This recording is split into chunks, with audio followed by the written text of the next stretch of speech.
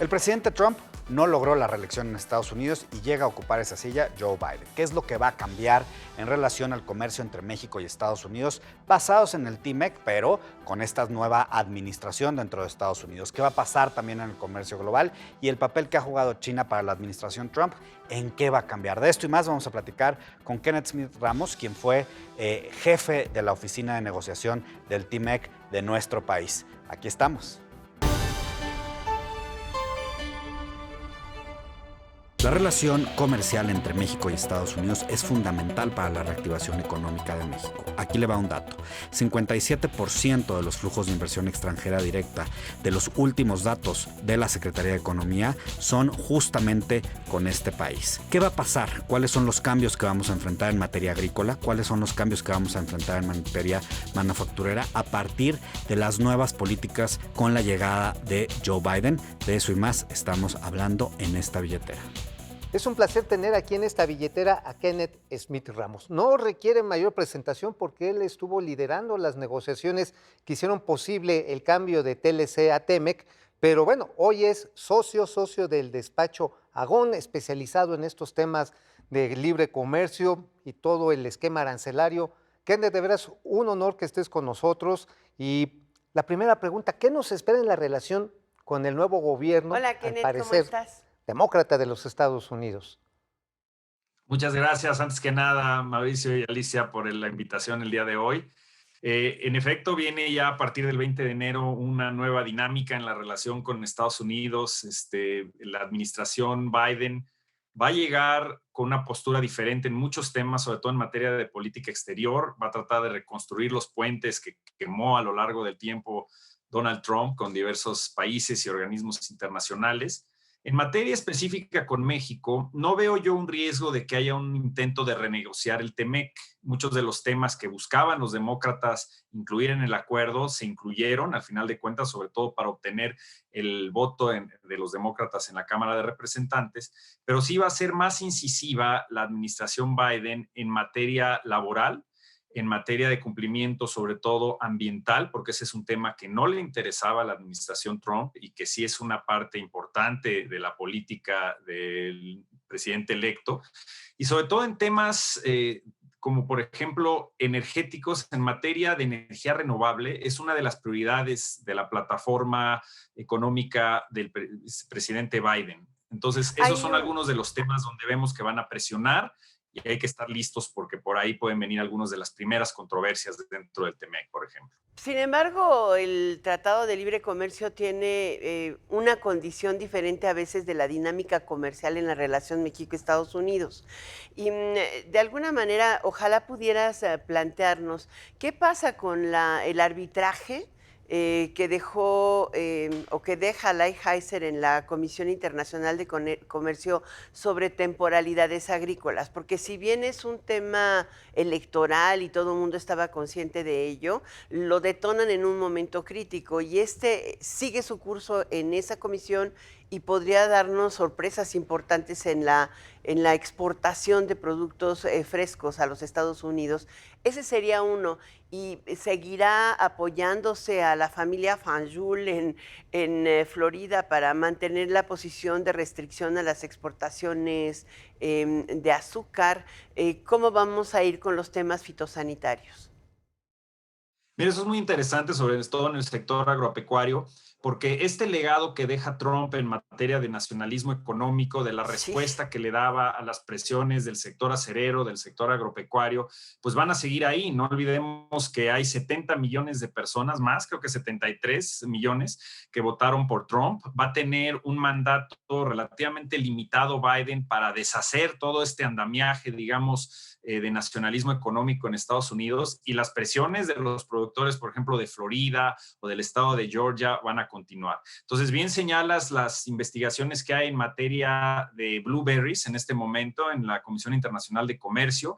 La administración Trump quería iniciar investigaciones adicionales en materia de fresa, en materia de pimientos y varios de los productos claves de exportación, productos frescos de México a Estados Unidos. Entonces, yo creo que México debe trabajar desde un inicio, debemos ya estarlo haciendo con el equipo de transición, justamente para pedir este compromiso de que se va a implementar correctamente el TEMEC, que no van a ir en esta dirección en materia de comercio agropecuario, de seguir impulsando o aceptando estas presiones proteccionistas. Yo no creo que se vayan a ir simplemente porque ya acaba el periodo electoral, sino al contrario, vamos a ver presión del sector agropecuario en productos frescos. Y en el tema azucarero es un tema que nunca se ha ido por completo, independientemente de quién esté en la Casa Blanca. Es decir, la familia Fanyul son 4 productores en Florida y un par de productores de azúcar de remolacha en Michigan, que tienen muchísimo poder y que van a seguir manteniendo este acuerdo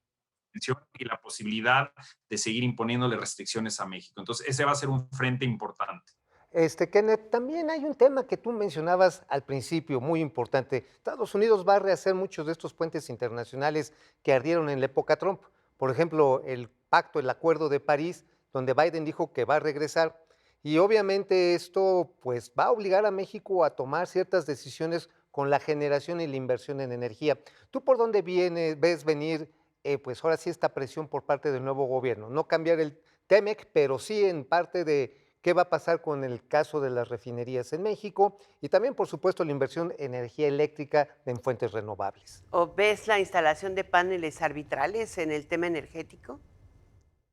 Mira, hay la posibilidad, es un frente que está abierto. Las políticas que estaba implementando la CENER para frenar los proyectos de inversión en energías renovables afectan inversiones no solo estadounidenses, también canadienses y europeas por casi 6,000 millones de dólares. Y sabemos que la administración Biden va a insistir mucho en una reconversión, empezar a moverse hacia las energías limpias, energía solar, eólica, no solo en Estados Unidos, sino a nivel de la región. Y los compromisos plasmados en el TEMEC, donde la reforma energética del 2014, que protege a las inversiones extranjeras en México en el sector, está consolidado en el TEMEC y tienen la posibilidad, si así lo desean las empresas, por lo menos en el caso de energía renovable, de poder iniciar litigios si sienten que sus inversiones fueron afectados por medidas gubernamentales. Entonces, este va a ser un tema desde un inicio. Ya hemos escuchado de cartas de legisladores de Estados Unidos, tanto demócratas como republicanos, y no solo en el tema de generación de electricidad a través de energía renovable,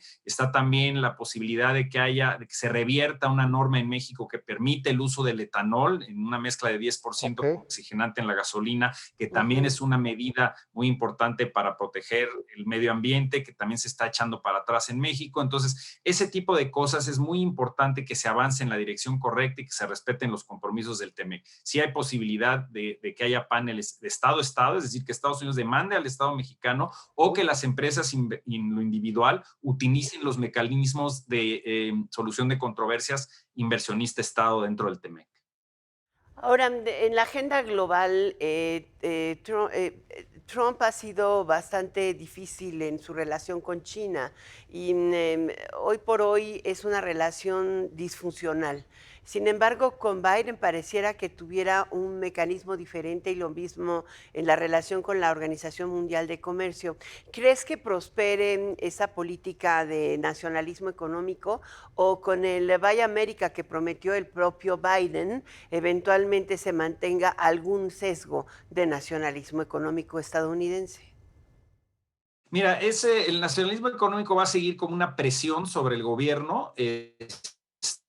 Eso no va a cambiar, te digo, es un legado que viene ya desde inclusive antes de la época de Trump, pero obviamente consolidado con los 4 años de Trump. Yo creo que México puede jugar un papel importante ahí de bisagra. Por ejemplo, una actividad inmediata que podría tomar el gobierno de México es apoyar los esfuerzos para que Estados Unidos acepte el consenso de la OMC, de los demás miembros, de aceptar a la candidata nigeriana como la siguiente directora general del organismo. Tú sabes que la administración Trump rechazó este consenso. Entonces, hay cosas que puede hacer para ayudar ahí.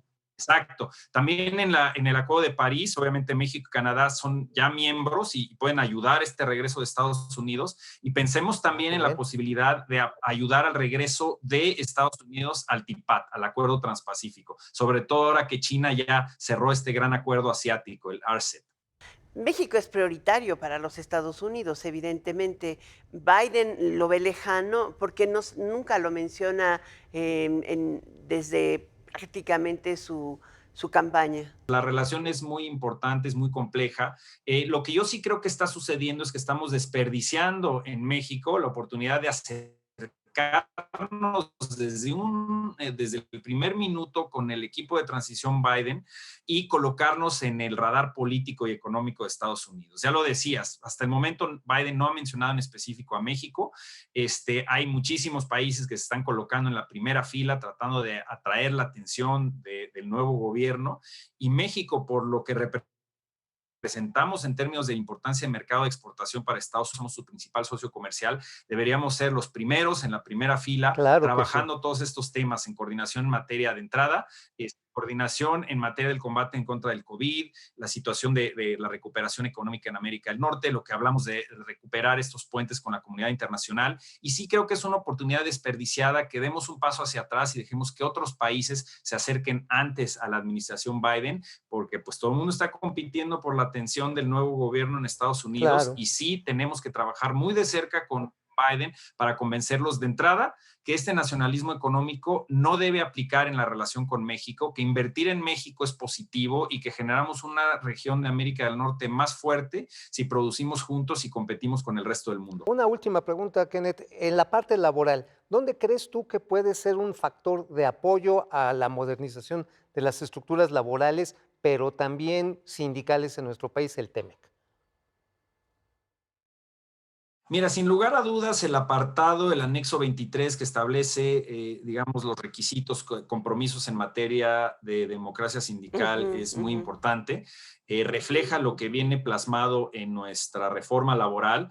El problema es que tenemos claramente que cumplir con lo que ahí se establece, y hay requisitos no todas las empresas en este momento están listas para cumplir, sobre todo en materia de asegurar que los contratos colectivos de trabajo hayan sido revisados por los trabajadores, que haya habido un voto libre y secreto, la manera en que se eligen los líderes sindicales. Es decir, hay instrumentos claros en los que, si no se cumple con estos elementos de democracia sindical, puede tener consecuencias de paneles arbitrales. Este mecanismo rápido de solución de disputas laborales puede entrar en vigor. Entonces, sin lugar, era un incentivo para que se cumpla con estos elementos de nuestra reforma laboral, de nuestra propia ley, y al mismo tiempo vamos a tener que vigilar que lo que se aceptó al final de cuentas en el protocolo modificatorio de tener observadores en México, de permitir que Estados Unidos imponga medidas en frontera antes que haya una decisión del panel, si no puede crear incentivos perversos para que Estados Unidos trate de abusar el sistema por motivación política. Y ahí la Secretaría de Economía y la Secretaría del Trabajo van a tener que revisar con lupa una vez que se presenten los casos, para asegurar que no haya casos frívolos que se presenten en contra de México. Finalmente ellos ya tienen una hotline, a nosotros nos falta establecerla porque se violan los derechos de trabajadores allá tanto como acá, y finalmente creo que esa es la parte que nos está faltando, ¿no? O sea, todo el mecanismo de resguardo de nuestra propia exportación a los Estados Unidos, o de los elementos que muchas veces bloquean las importaciones en Estados Unidos desde México. Kenneth, muchísimas gracias. Supuesto. Vamos a seguir conversando de este tema. Gracias de nueva cuenta al socio del despacho Aegon y también ex jefe de la negociación México, Estados Unidos y Canadá del Tratado de Libre Comercio. Gracias. Muchísimas gracias, Alicia, Mauricio. Qué gusto estar con ustedes. Gracias, hasta luego. Hasta pronto.